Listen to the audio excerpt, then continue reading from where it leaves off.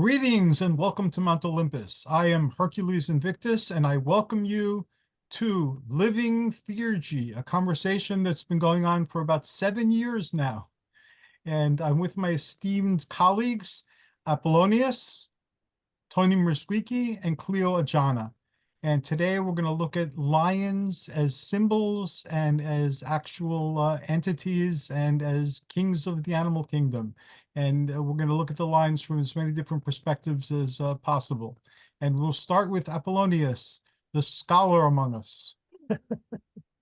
Well, the luck of the draw is maybe not worked out the best this time because I don't know that I have much of anything to say about lions. I mean, beyond the obvious. I mean, they're universal symbols of strength and royalty. The king of the beasts, as we say, and um, and for instance, of course, we know the constellation Leo and it's all of the associations with Leo. Um, so, I really don't have too much more beyond that. If the conversation goes in that direction, I can talk a little bit more about the Sphinx, which is part lion, by most accounts. But in terms of just pure lions, I don't have much to say. In terms of shamanism, I think, it's interesting that we think of a shaman having a spirit, an animal spirit, at least one that they work with. Um, but I've never thought too much about lions. It's in my experience, it's usually either subterranean animals, things like snakes, or it's aerial animals like birds, um, or sometimes other kinds of terrestrial animals. But um, and again, maybe I've just got a limited perspective, but lion does seem unusual. So that's an interesting question. What sort of spirit guide a lion might be for a shaman, or what that might represent. I mean, certainly we have lion-headed deities in Egypt, for example. Um, and again, I generally associated with protection, I think, so that would be really about all I can say. I'll be interested to see what other people say and maybe comment on some of that. Well, you said a lot and you took it to the Sphinx. So if nobody else goes there, if you want to go there later on, and also the Egyptian gods who are animal headed. My interest in lions as totems or as presences is Hercules, of course, the mythic Hercules, the Theban Hercules. He's a lion man. Hmm.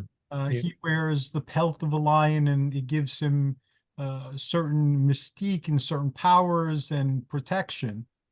And there were, when I was, again, a younger person reading a lot more, there were speculations as to the demi-humans on whether they were part of like animal fraternities.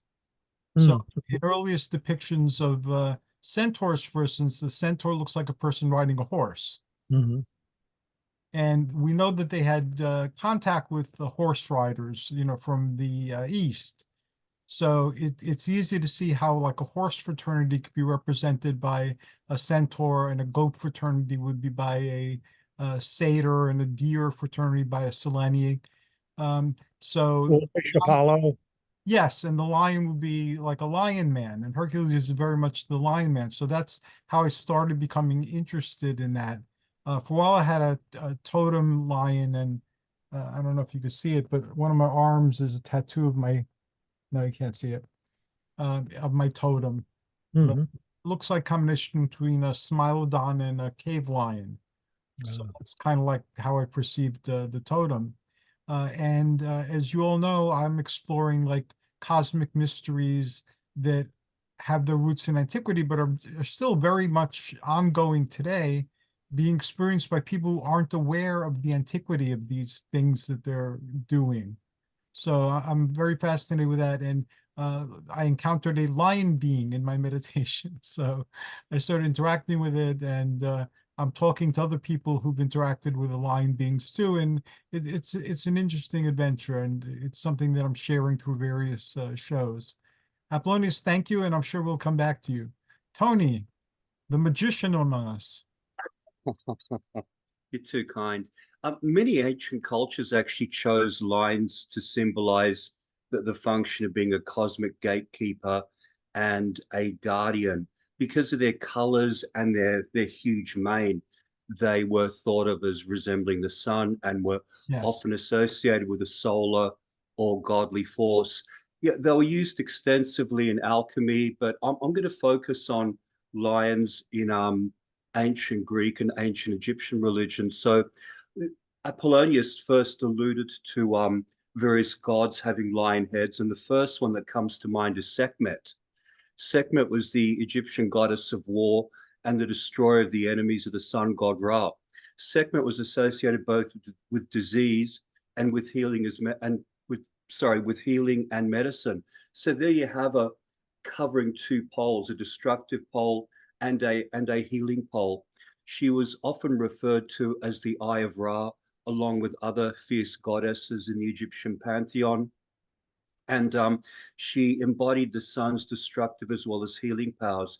She was the companion of the god Ptah, and she was worshipped principally at Memphis. So, as I said, she was portrayed as a woman with the head of a lioness, on which was placed the solar disk and the Uraeus serpent. The next one who comes to mind is Cnubus. Cnubus was an Egyptian Gnostic solar icon, and he was related to the Egyptian creator god Khnum. And he was often found inscribed on gems, talismans, and amulets as a protective symbol, as well as a symbol of creation. The image features a composite figure of a lion-headed serpent and a nimbus with either 7 or 12 rays emanating from his head. So the 7 rays obviously represent the 7 planets and all the attributes to the planets, you know, like the vowels and the colors of the visible spectrum and so on. And the crown of 12 rays probably symbolizes the zodiac. Then, of course, he's not really a god, but there's the Nemean lion, which was slayed by Hercules. So in Greek mythology, Hercules had to battle the Nemean lion, and he was a formidable creature that had magical golden fur, which was impervious to anything. It was impervious to all weapons. And the Nemean lion was the child of Typhon and Echidna, who were the father and mother of all monsters. So Typhon was a serpentine monster. According to Hesiod, he had 100 snake heads on his shoulders, but later accounts will vary from that. Echidna, his mother, was a woman from the waist up and a snake from the waist down, and she lived alone in a cave. Echidna is also the name of a really cute anteater back home in Australia. Just thought I'd put that in as an aside. Other accounts mention Zeus and Selene as the parents of the Nemean lion. So basically, the first task that Heracles was given, his first labor, was to slay the Nemean lion. His arrows had no effect, so he wound up trapping the lion in its lair, and he strangled it with his bare hands. At first, he was unable to skin it because his knife had no effect on the skin, but Athena advised him to use one of the lion's claws in order to skin it, which actually worked. Then there was Aker, who was a protective Egyptian deity represented by twin lion statues. So these were placed at the doors of palaces and tombs to protect against evil spirits, which was a practice which was later adopted by both the Greeks and the Romans. Aker was an ancient Egyptian earth god and the deification of the horizon. He guarded the eastern and western borders of the netherworld, which is why his statues faced in opposite directions, one to the east, one to the west. So Aker protected the sun god Ra from the serpent Apep or Apophis when he first entered the netherworld at sunset, and again when he returned to the world of the living at sunrise. And he bore the sun on his back through the underworld at night. And this protective role was eventually given to Set. And as an aside, Aker was also considered to be able to neutralize a snake bite. So which ties in with this function. And I was going to finish off by looking at Eon, who's the primary god that I work with. Eon actually came from, and this is actually something that Apollonius can continue with. I reviewed one of his books, and he had some absolutely amazing information about Eon. So I'm just going to introduce him, and I'll let Apollonius take over. So if you thought you had nothing to talk about Apollonius, you've got heaps. So much cool material about him. So Eon actually came from Zervan-Akarana, who was part of a Zoroastrian heresy. The name translates to boundless time, which represents eternity. So he's always existed. His glory was exalted. His light is resplendent. He's beyond human intellect and comprehension. Everything that has ever existed emanated from Zervan-Akarana, and so he's attributed to the Kabbalistic Ein Sof Or. Zervan-Akarana developed into the Hellenistic Eon, the Alexandrian god of eternity, who was the head of the divine hierarchy in Mithraism. Eon was an abstraction, deified time, and he regulated the revolutions of the stars, and in consequence was their absolute master. So in texts, he's usually referred to as a leontocephalic chronos. So he was depicted as a nude male figure, although he was in reality he was actually a hermaphrodite, and he had a serpent coiled 6 times around his body, and then you had the head of the serpent over his head. So in effect, you've got seven manifestations of the snake corresponding to the 7 planets. He was portrayed as standing on a disc with a cross through it, which represents the celestial pole, and he had 4 wings coming out of his body. So he would often carry a scepter and lightning, and he was a sovereign god and a key master of the heavens. So there's actually a statue of Eon where the inscription states, "He who by his divine nature remains ever the same in the same things, he who is and was and shall be, without beginning, middle, or end, free from change, universal craftsman of the eternal divine nature." So I'm just going to leave it there, because I think Apollonius is the expert on Eon. So if you want to give us more information, that'd be greatly appreciated. Before Apollonius does that, just to let you know, back in the day, I had a quirkier sense of humor than I have now. So when people asked me what path do I follow, I would tell them I'm a Zoroastrian and an adherent of the Zervanite heresy. And that kind of stopped people from trying to convert me to anything I might not want to be converted. And the cosmic lions that are interacting with people today, they claim to be keepers of time. And I thought of Aeon as well. So Apollonius, the floor is yours. Actually, before you move on, I was in a coffee shop a few days ago. I just wanted to get out of the house, and I was on my laptop, got into a chat with the guy next to me. Turned out he was a Parsi. So, Oh, yeah, wow, which yes. they're Zoroastrians. So we wound up talking about the Zervanite heresy and eternal flames and Ahura Mazda and Achiman and everything else. I mean, yeah, what are the chances of walking into a random coffee shop and getting into a long conversation with a Zoroastrian? Yeah, it does happen. I think there's something there. That's more likely in LA, I think, than where I live. It was in LA. It was yeah, basically the inner part of LA, sort of like we're on the border of East Hollywood and West Hollywood. So you got some very interesting people going in there. He just happened to sit down next to me, and he was asking about the power outlet, and we wound up getting into a long chat, and one thing led to another, and there we were talking about Zoroastrianism, as one does in LA coffee shops. Yeah, I got to go to Zoroastrian services when I was working in a hospital in the Department of Psychiatry. One of our patients was a Zoroastrian. So he knew I knew a little bit about it, and I was fascinated by it. So he invited me to services. So I attended a few services. Didn't Cool. remain with it, but it was a good experience to have. Did you enjoy them? Yes, of course. Yeah, I enjoy different expressions of I guess people turning to the divine and trying to make sense of the divine and trying to attune themselves to the divine and to become more divine and to bring divinity into our world. So yeah, I enjoyed that very much. It wasn't like what I expected or what I read about. There were just a bunch of people in a community center, and they were just kind of hanging out, and people talked. I couldn't understand what they were saying, but they looked like they knew what they were talking about, and people were nodding their heads. So some wisdom was being conveyed there. I just wanted to add something before we go back to Sure. Apollonius, because at first I thought, what am I going to add? Because Apollonius covered one part of it, and then Tony, you covered another part of it. And then I realized the one part that hasn't really come up as much, well, sort of started to come up, is the fact that lions or lion body parts appear to come and show up a great deal in as mythological creatures.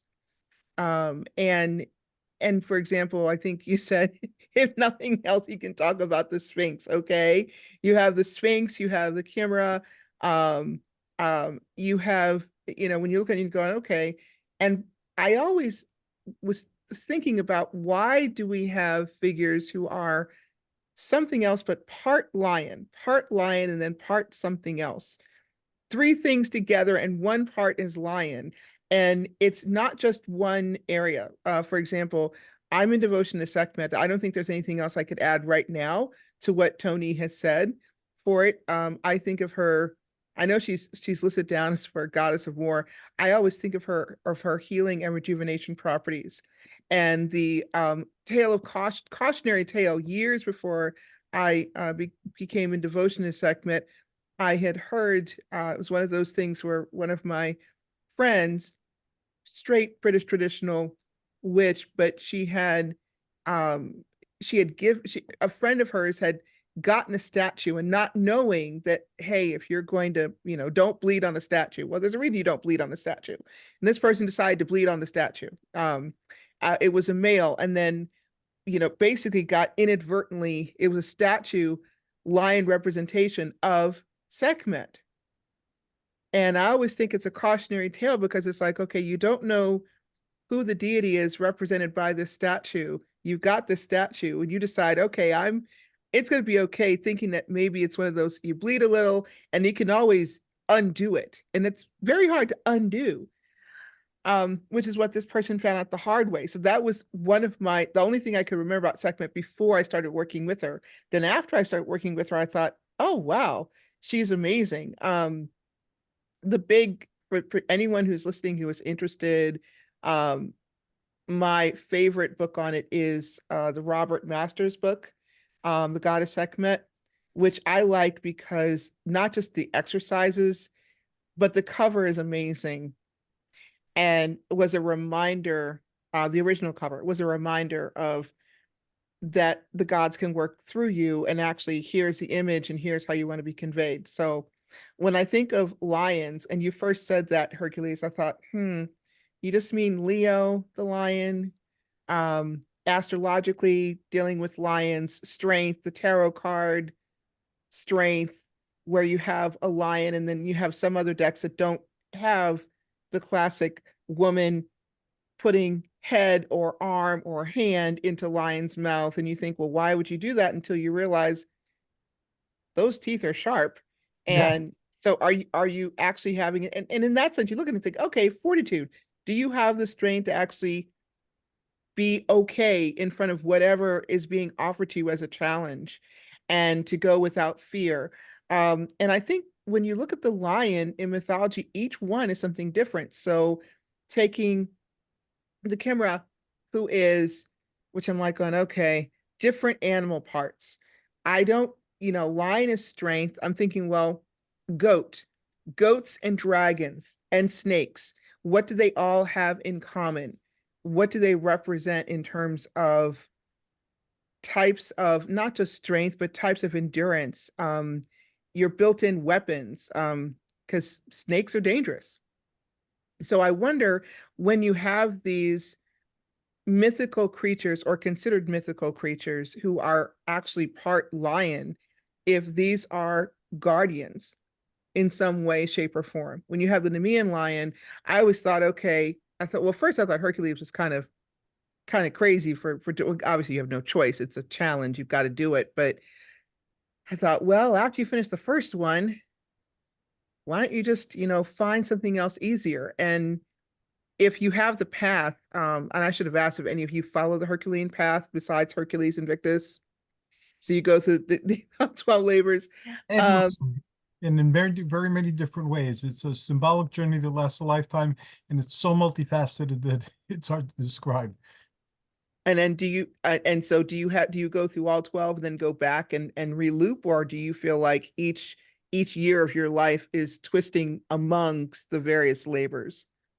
I sometimes I've managed to do all 12 in small ways. Sometimes one will take a while, and sometimes it's a handful. Right now, I'm back to the Nemean lion, and that includes my basically the sun and protective role, and my perception in the community. And I'm getting older, and I'm getting frailer, so my perception is going to change. So I have to deal with that. So I'm doing a lot of that. And the lion spilled in over into my hydrolabor, which was my diabetes. So now I'm doing lion diet, so the lion is there. And Hercules wears lion pelt throughout all his adventures, so it's a good thing. And then also during my adventure with the horses of Diomedes, the moral of that story is what you put in, you get, you take out. So he treated them poorly and made them aggressive and fed them meat, and that's what they were. And then later on, when that behavior stopped, they were, not doing those things and not eating people or attacking people. In fact, they all died when they let them go, and they were galloping around outside. So I'm bringing the lion to there, and the lion motivation and the lion spirit, and sharing them in my motivation and inspiration group, where people get inspired to go out and do things. So that's just an example. I could talk about the lion now for a long time, but I won't. But that's an example of how the labors happen and how they mix in with each other. My Atlas labor actually involved, strangely, my working with and for the Charles Atlas Company. And that led to all these adventures. So again, what I intend sometimes, the universe tells me it's something else, and something else appears. So I try to do the 12 as often as I can. Sometimes I wind up doing a labor twice, but I'm always doing a labor. That's been true, for a very, very long time. And someone has a good sense of humor too. I was thinking when I was in China, and you go to some of the temples, you see lions there, the stone lions who are guarding. And so I'm always wondering, and just as a general topic, why the lion as a figure is so represented in stone statues and other statues that are there. So you've got the Chinese guardian lions, you've got I think the Chimera who has 3 parts, the Manticore. I don't know, Tony, had you already mentioned the Manticore already, Persia? No, I just focused on Greece and Egypt.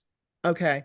And then because I'm thinking a lot of what's there in terms of the lions within Asia itself, I'm going, okay, what's there? Also, when I think of I was just going, wow, in preparation, for the goddess Durga, I am not in worship to her, but that either lion or tiger who serves the goddess Durga in Hindu tradition. So this is something that is, I want to view as worldwide, but I hadn't thought of it before you presented this as a topic question. Why in different cultures is the figure in whole or in part of the lion so important? Because you don't always have represented in nature the lion there, but you do have, we all recognize it as a universal symbol of strength, determination, protection. The lions are protection, and so and respected. So I just wanted to add that before going back to Apollonius, because that was something that I thought. Too, and the king is thought of as the protector of his people. Many just don't live up to that, but ideally, they should. I was just gonna Yeah. I was just gonna say that after the conquest of Alexander the Great, the gulf between East and West was greatly reduced. So there were Indian influences coming into the Hellenistic world and vice versa. But what you'd really need to investigate is the status of lions before the invasion of Alexander. Clio, I actually have a question for you. You Okay, mentioned Robert. that makes Yeah, sense. Mhm. you actually mentioned Robert McMaster's book. So he described his teachings as the fifth way. So he was basically piggybacking off the writings of Gurdjieff and Uspensky. One of the things that I found that kind of threw me at the very end of the book, he said that he didn't want you reading anything other than his writings. So, I mean, obviously you haven't limited yourself to that. So, like, were you challenged by that at all?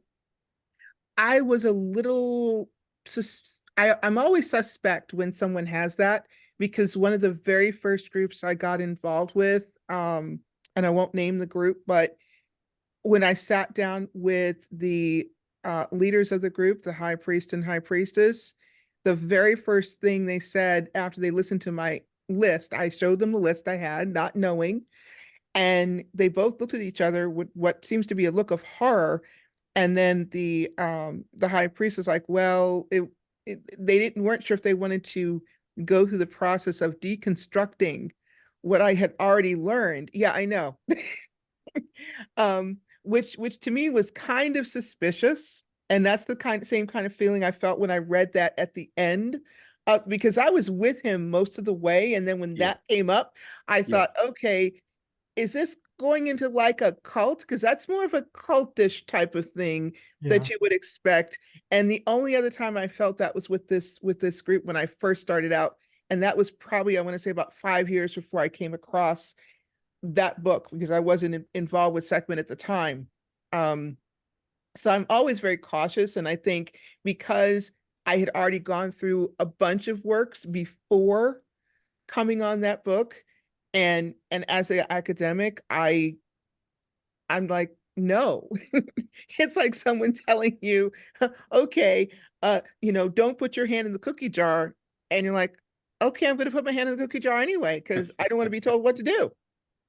I'm always very suspicious when someone has that. If someone gives me a really, really good reason why, in their own way, they have all of the information, which is pretty crazy because unless you are, whenever he was living, is living, published a book, had the book, there's going to be someone decades, hundreds of years in the future, when this person is no longer living, who will look at that and go, well, what if I can't find anything else written by you? Or what if there are other things that have been brought forth that people now know that contradict what you said? You're not here to say anything else. So it's to me, it's arrogant, because knowledge is always going to be increasing and propagating. And one of the reasons I think people are drawn to the path dealing with religion and metaphysical, anything of that nature, is a sense of curiosity and a sense of wanting to learn and willingness to be open to learn. So if you shut that down by saying you should only listen and only, no. And Clio is the diplomat among us. I was going to say the evangelist among us.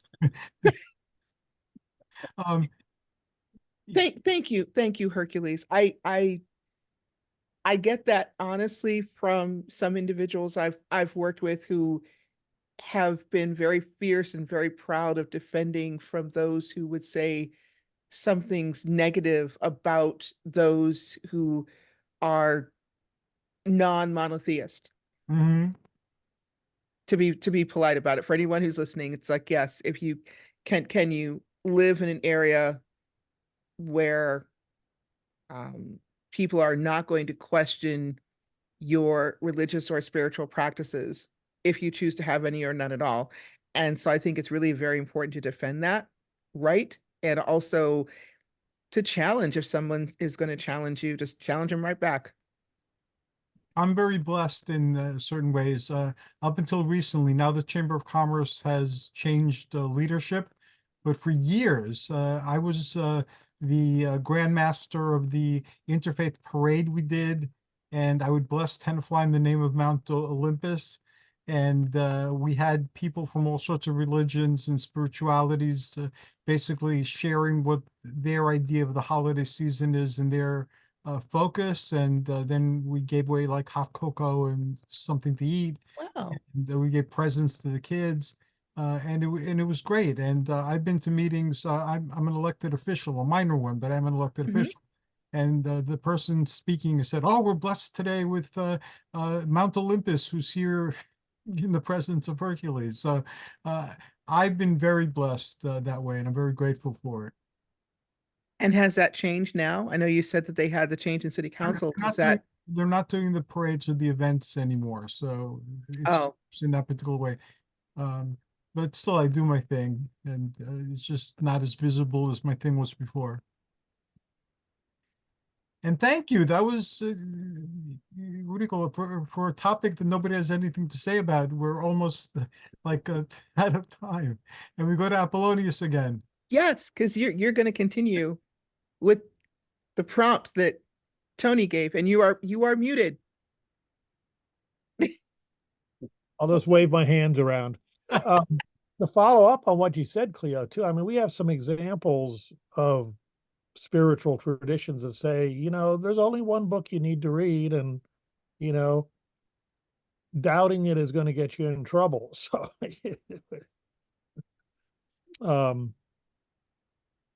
yeah, I think we know to avoid that. But yeah, boy, you just stimulated a lot of interesting ideas.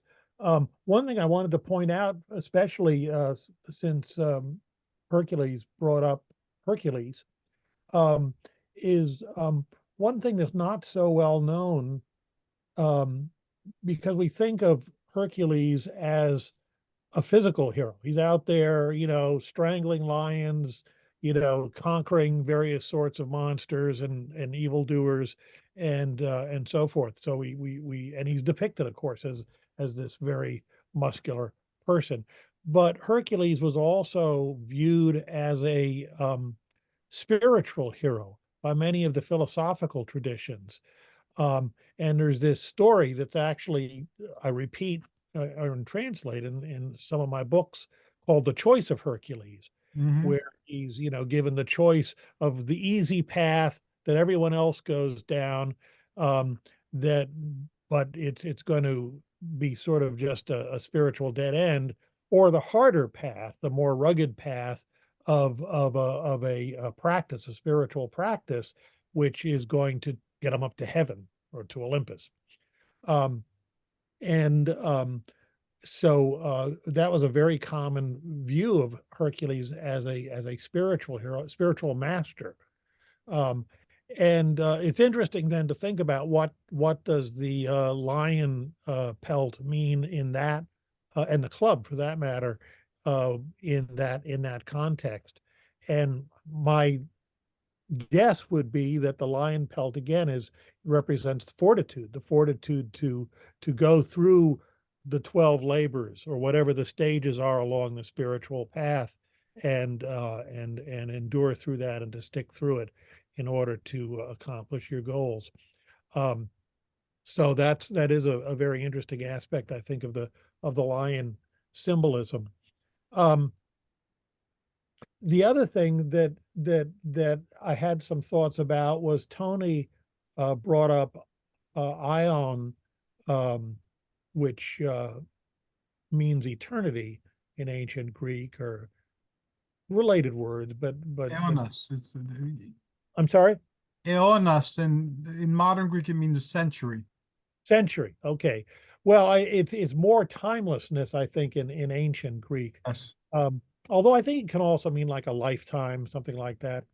Um, but as a god, as Tony said, Ion was identified was with Zervanakarana, the endless time of the Zoroastrians, and it's really another version of the the later Platonic theology, which saw that above the world of forms, where we have all of these eternal things, these eternal ideas, including the gods, um, that there had to be some more basic principles that generated them. So above them was a polarity, a basic polarity, either represented as the one and the many, or the monad and the indefinite dyad, or a sort of primordial father and mother of the gods, often called Kronos and Rhea.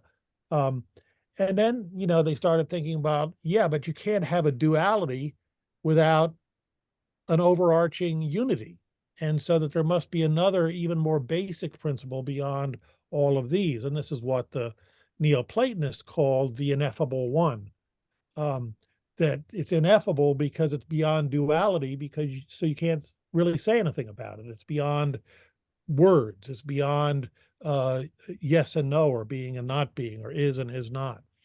And so naturally, it's beyond gender too. So it's a bisexual deity, or a non-sexual deity, if you want to view it in those terms. And so then and a lot of this, the Platonists and the Pythagoreans attributed a lot of their ideas to the East, and in particular to the Zoroastrians. How much of it and what flavor of Zoroastrianism or what era of Zoroastrianism it is, that's not so clear. But they saw the Zoroastrians as being, in some sense, their spiritual predecessors. And so I think that they saw Zervan then as being equivalent to this primordial bisexual deity that gave birth to all of the rest. So we find all sorts of different versions of it in different cosmologies, because I think a lot of people, if they start thinking about the creation of the gods as a timeless process of emanation, you have to come back to something like that. Now, the other thing, to bring this back a little bit to lions, is the lion is often associated with the sun. And because it looks like a sun, right, with its mane. And it's the king of the beasts. And so the sun is the king of the planets. And so there's all of these sort of associations that make the lion more of a solar beast than any of the other planets, certainly, and maybe make the most obvious planet to associate, or the most obvious animal to associate with the sun be the lion. And so again, coming back to sort of the Neoplatonic view, is you have these lineages descending down from different gods down to things in the material world. And these are the materials we use in theurgy. But in particular here, we've got the solar series. In the solar series, we would normally think of as descending from Apollo. But Apollo is not the sun. Helios is the sun. So Helios, the planet, or the celestial god, is in the lineage of Apollo. And then all sorts of other things are also in the lineage of Apollo. Sunflowers, roosters, gemstones, and lions. So, so I think that because the lower things are symbols of the higher things, I think then the lion is a natural symbol of the solar series. So it takes you all the way up that line as far as you can go, but up to Helios, the celestial god, up to Apollo, the super celestial god. And then what's beyond that? Well, the gods basically emanate from the ineffable one, this first principle, or ion, if we call it that. And so really the lion, I think, is especially a symbol for that first principle. Again, it's ineffable, so any symbol is going to be just hinting at what its nature is.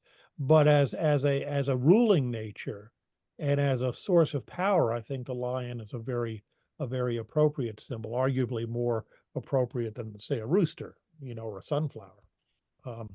But it captures that strength and that ruling nature of it.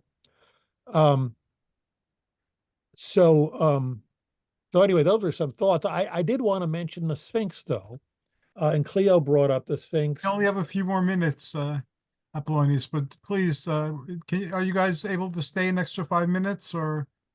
Okay. Well, let me just try and Absolutely, briefly. yes. Okay, thank you. I just wanted to briefly give one answer to your question about why the lion parts. And there is some theory about that. So the Sphinx, one version of the Sphinx is that it has the body of a bull, the claws of a lion, and the head and breast of a woman. And the one explanation for that is it comes back to Plato's tripartite soul, that there's the appetite of soul, a soul that has to do with nutrition and growth and things like that, and that's the bull. And then there's the spirited soul, which resides more or less in our heart. That's courage, anger, emotions, things like that, and that's the lion. And oh, I forgot the wings. The wings, the eagle wings, because it flies in the air, that's our intellect, our normal thinking brain. That's just like the tarot um, um, The world. And then what about the face and the breast of the woman? Well, that's the uniquely human part. That's sort of the fourth part that is not so developed in a lot of people, or not so used at least, which is the nous, the higher intuitive mind that is above the rational mind. So the wings represent the rational mind that fly through the clouds, but the head, the human head, and face and breast of the woman represents the more distinctly human higher mind, the nous.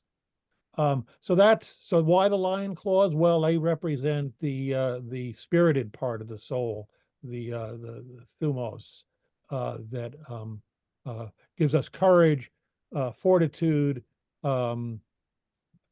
anger, but all of the positive and negatives of that aspect of us. As you were saying that, I kept thinking of normally what's either the last or next to the last, depending on how you look at it, within the major arcana. And there's that classic image that is always so beautiful. And I was like, well, why do you have these 4 symbols of these 4 signs?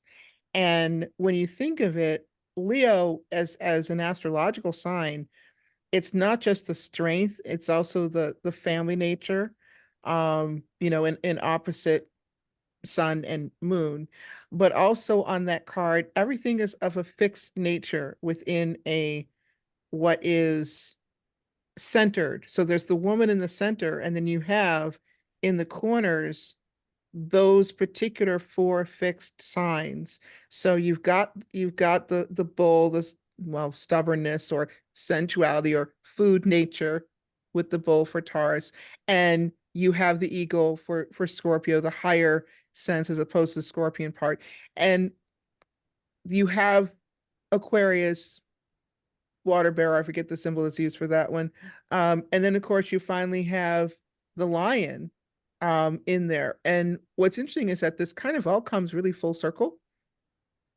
for what's there. Thank you, Hercules. Yeah. This has been, at first I thought, you're nuts for thinking of this topic. This is a really good topic. I'm glad you enjoyed it. I'm just going to add one more sentence, and then we'll go around and everybody can share their their adventures beyond this conversation. Yes. Can I ask Apollonius a question before we wind up? Sure. Apollonius, I've got a question. You talked about the difference between Helios and Apollo.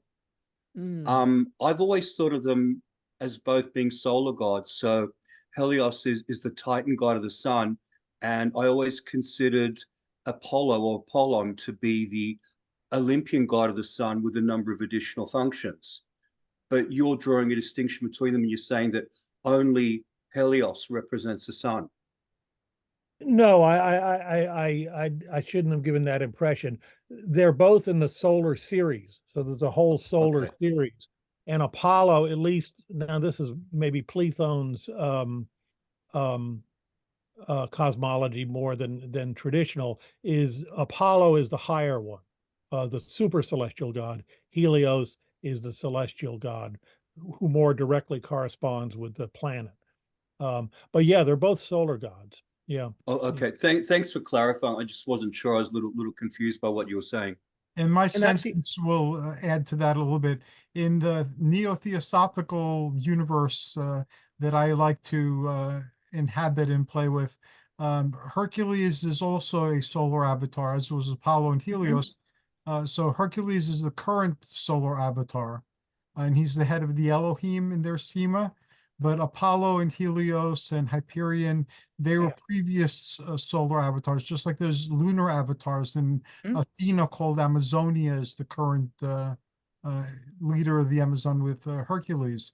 So there, it's an initiation, and it's mostly Hercules is a solar hero, and he has the lion to represent the sun also, but it's not one with him already.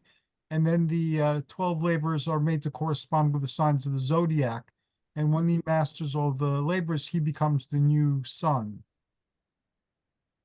so let me ask, I guess both Apollonius and Hercules. So after that, because I was thinking Hyperion right before you mentioned Hyperion. So then in order, is there a change in solar deities? So you have Hercules, Masters of Labors, then do we have a shift to another representation? If so, would that be Apollo, or would it be Hyperion, or would that be Helios? Is a certain order, I guess, is what I'm asking. There's a certain order, but as Apollonius has pointed out tons of times, basically these things are very fluid. And the important thing is what it means to you and how this transforms and informs you on your particular journey. And it's really interesting to discuss how other people see the same thing, and it deepens your perception and your understanding. But ultimately and eventually, it's your private journey, and what matters is what matters to you. At least that's how I see it. And by the way, very, very, very, very, very early in the morning tomorrow, we're going to be having, well, on the 21st, we're going to be having Jupiter conjunct Uranus in Taurus. So for folks who have an interest, and I think it's interesting that we were talking about lions and strength and things, and this is kind of like a spark of stuff. So And if you want, we could touch upon that topic next time, because I'll be eating mostly cows.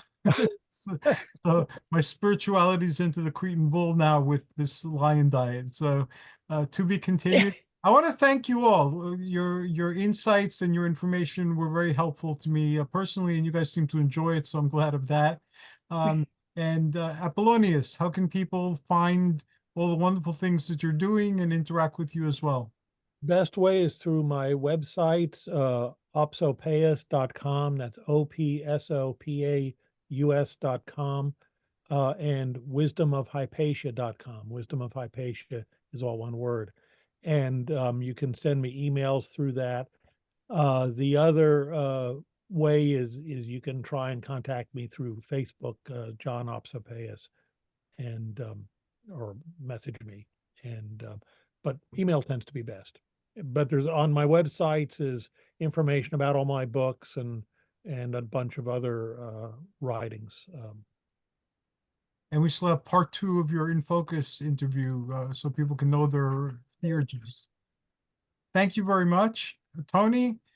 Best way to contact me is through Facebook, either my personal page or my author page. And I also have a blog on Patheos called Holistic Spirituality.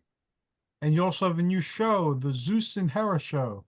Yes, that's actually been coming along quite well. So Hey, at the moment, we're just interviewing people, but we do want to expand the format a little bit. We've got like a couple of ideas, and it's all going to happen organically. But thank you for your kind words. Appreciate it. when it's your turn to focus on, I want you to talk about that as well, because that's pretty cool. Thank you very much. And last but certainly not least, Clio Ajana. How can people enter your world and benefit from your wisdom and your experiences? Well, they can email me at clioajana@gmail.com, CLIOAJANA@gmail.com. You can contact me on my personal page on Facebook. Just friend me and actually send me a private message, direct message, and I can contact you back there. I also do a column monthly with the Wild Hunt, first Saturday of the month. And I'm happy to, and you can click on little, I guess it's envelope there, and I'll get your email that way. And I've offered it before, I'll offer it again. Please feel free to use my pages to promote what you're doing. Because you're all Okay. doing a great thing, and I see us all as facets of a greater theurgic gem, on some psychic level. So, whatever you're doing, if you want to help spread the word, please post on my pages. Thank you. Thank you very much, and thank you to our audience. This will be on YouTube sometime tomorrow. Like we say in Greek, kalnichta yachara, which means good night and health and happiness.